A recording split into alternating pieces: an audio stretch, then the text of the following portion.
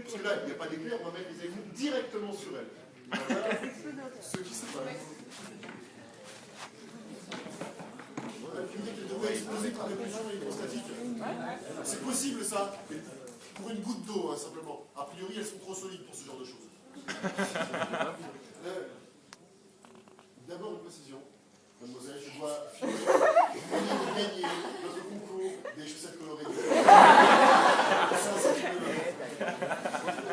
Sexy, Sarah. Autre chose, si jamais pendant l'expérience vous vouliez descendre, ne descendez pas. Ça c'est important, vraiment important. Ça, c'est clair. Si vous descendiez sans prévenir, arrivez là, prenez une pincelle longue comme ça. Ça surprend un peu et vous sautez, vous tombez sur la machine qui est là, qui coûte très très cher.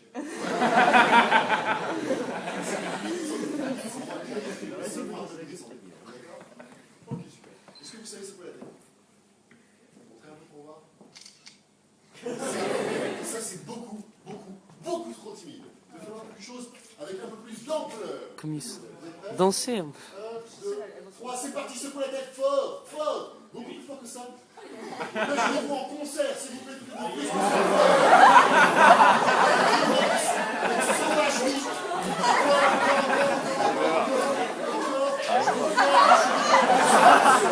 Stop, on s'arrête.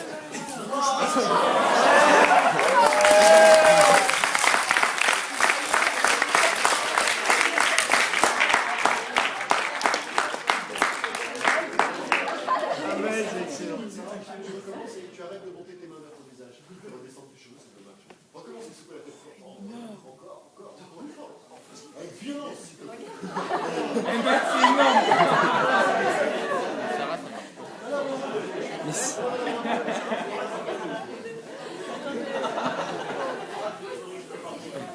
Une observation attentive vous aura fait remarquer qu'elles ont une drôle de coiffure. Bah non, il y en a... Ça n'a rien changé à une. Regarde ton écharpe, Sarah. Elles sont couvertes de moins d'électrons qui se repoussent. Eh bien, leurs cheveux sont couverts de moins, les cheveux se repoussent. Les cheveux se repoussent électrostatiquement. Est-ce qu'elles deux, elles se repoussent? Si, bien sûr, regardez bien. On voit très bien. Les cheveux se restent beaucoup mieux à l'extérieur qu'à l'intérieur. Ça repousse ceux qui sont sur la haie, et réciproquement.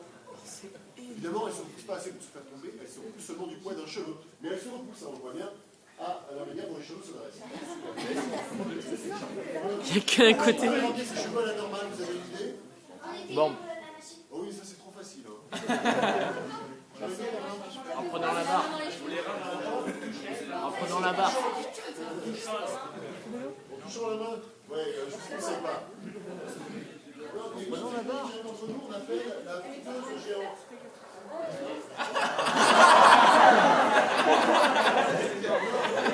Je laisse deviner qui sont les frites. Bien les bras le corps.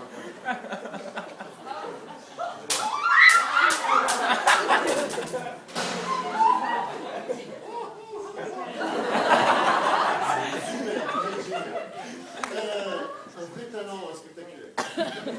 Qu'est-ce qu'on constate immédiatement quand elles sont en cage? Elles se débattent. Qu'est-ce qui se passe?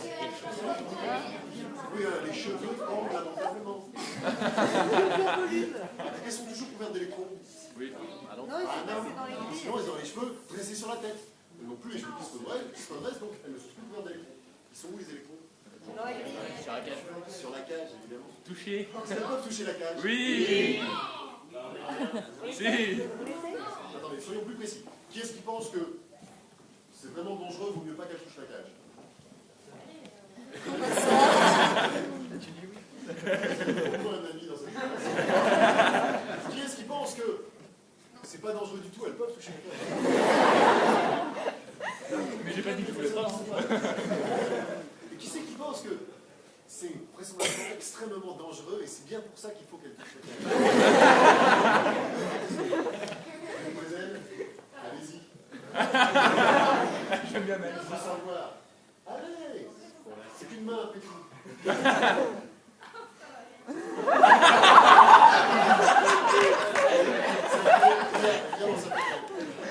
Parce qu'on a dit depuis le début, hein, les électrons ils font quoi? Un électron face à un électron, ils se repousse. Bien, pour se repousser, hein. Donc, en conséquence de ça, ils vont avoir tendance à se mettre le plus loin possible les uns des autres. Pour se mettre le plus loin possible les uns des autres, raisonnons un peu. Vous pensez qu'ils vont avoir tendance à se mettre sur la surface intérieure de la cage ou plutôt sur la surface extérieure de la cage? Extérieur. Félicitations. Donc évidemment, il ne sert à rien de toucher l'intérieur de la cage. Il y a quoi des cons là? Si on voulait vraiment rigoler, il faut qu'ils sortent quand même en régulation de la cage. Ça tombe bien, il y a de l'espace. Monsieur. Ah bah ça tombe bien. Vous allez sortir la main. Allez-y, oui. Sors la main. Sors vraiment la main. Sors la main. Et ramasse sur la cage. Ah!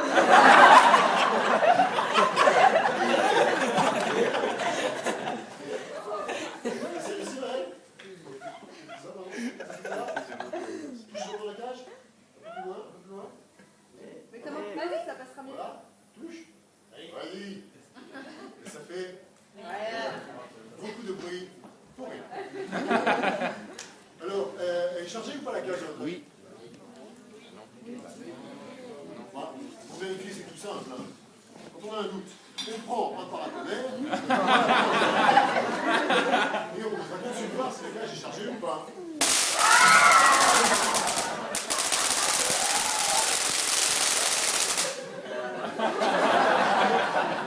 Chargée ou pas la cage? Ça va bien là-haut?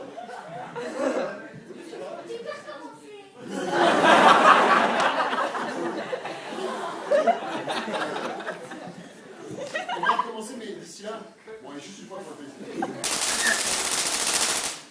C'est chouette, Je fais trop sali. la cage est chargée, on est d'accord?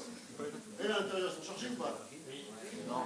Mais non, sinon ils auraient échoué de rester sur la tête. Mais c'est pas chargé, elle touche une cage chargée et ça fait rien. Au-delà de la naturelle déception, il faut trouver une explication. La cage, reliée au plateau, au générateur à la S1 ou à 300 000 volts la cage? La cage, elle est à 300 000 volts, bien entendu. Et elle, à l'intérieur, elle sont à 0 volts ou à 300 000 volts? Petit rappel, vous avez gauche. Ça, c'est 0 volts.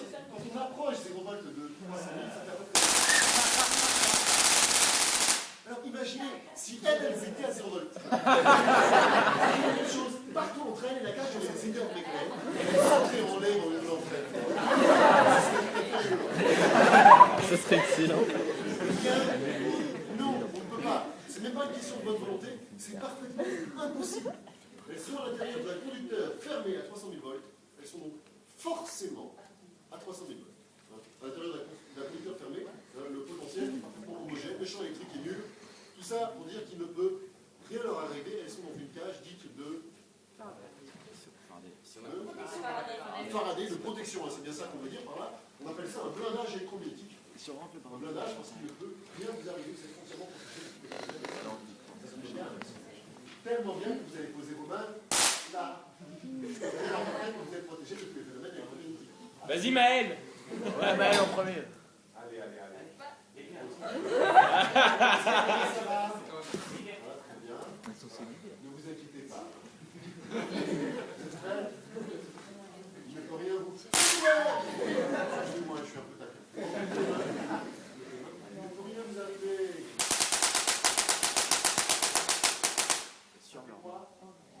Rien.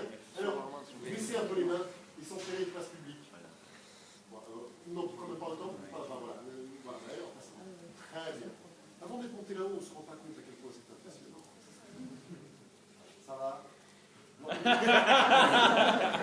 Appuyez quand même pas trop, elle n'est pas cassée la cage. On laisse bien la main sur la cage. Ça va? Alors on remet les mains bien au milieu l'une à côté de l'autre. Voilà. Bien au cage de Faraday, vous avez confiance en Faraday. Vous savez comment il est mort, Faraday. Il est mort dans son lit, ça marche bien.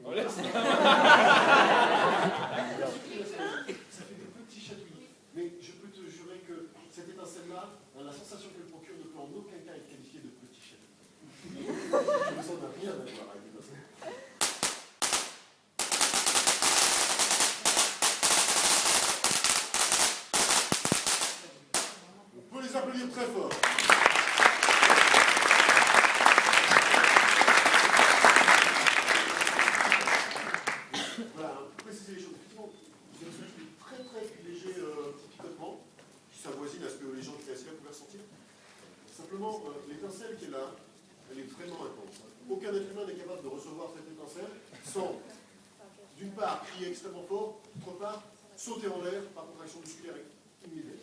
Vous n'avez absolument pas reçu l'étincelle. C'est une... celle que les autres ont fait tout à l'heure, hein, c'était rien du tout en comparaison. Pour deux raisons. Pourquoi est-ce que celle-là est beaucoup plus forte que celle de tout à l'heure? C'était de l'air, il y avait un solo. Alors, j'en ai fait beaucoup, oui. Déjà, c'est beaucoup plus long. Hein. En fait, si je fais des étincelles de 30 cm, ça veut dire que c'est des étincelles de 300 000 volts. Tout à l'heure, c'est des étincelles jusqu'à 50 000 volts, là, elles sont 300 000 volts. Et en plus, tout à l'heure, on avait juste la taille d'un corps humain pour stocker les électrons. Ça stockait un peu d'électrons. Là, on a tout le plateau et toute la cage qui sert de stockage d'électrons. Un stockage d'électrons, on appelle ça une capacité. Donc là, il y a beaucoup plus d'électrons stockés, ce qui fait que, les électrons sont posés plus fort, et là, le nombre est beaucoup plus grand, ce qui fait que l'étincelle est beaucoup plus brillante que celle qu'on avait tout à l'heure. Tout ça pour dire que je vous déconseille de recevoir cette étincelle là. Alors, là, on a dit, elles sont à 0 volts ou 300 000 volts? 300 000, elles sont chargées ou déchargées? Elles sont à 300 000 volts, entièrement déchargées. J'ouvre la cage et vous restez là-haut.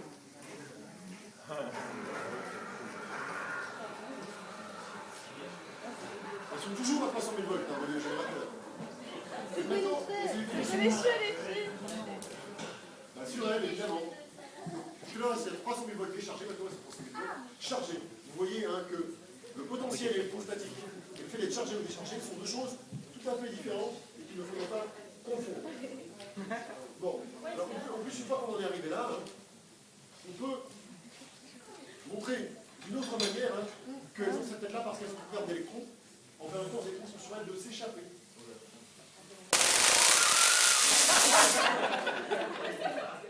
Ça chatouille. Alors, les cheveux sont redescendus. Elles sont toujours couvertes d'électrons là? Non. Les électrons ne sont pas là. S'enfuient par la partenelle jusque dans la Terre. Il y a de l'électricité qui passe là? Oui. Oui, hein, dès qu'on soulève un peu, on s'en aperçoit. Bon, là, le contact est bon, il y a du courant qui passe, mais sans que ça fasse de bruit. Ce qui fait qu'il n'y a plus d'électrons coincés sur nous. Les électrons ils peuvent s'échapper, ils ne sont plus bloqués, il n'y a plus d'électrons statiques. Évidemment, si on leur enlève le chemin, ça rebloque. Et ça permet quelque chose d'assez intéressant qu'on appelle une coiffure réglable.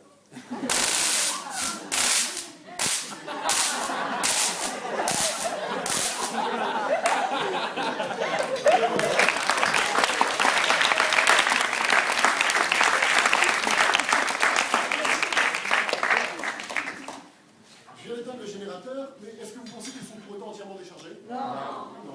Il va donc falloir toucher cette barre métallique afin de vous décharger avant de descendre.